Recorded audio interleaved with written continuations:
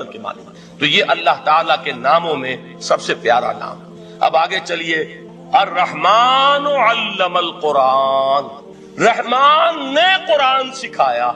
رحمت خداوندی کا سب سے بڑا مظہر، رحمان کی رحمانیت کا سب سے بڑا مظہر قرآن ہے۔ ان میں جو منطقی ربط ہے اس کو سمجھتے جائیے۔ اچھا آپ یہ سوچئے، جو علم بھی انسان کو حاصل ہوا وہ کس نے دیا؟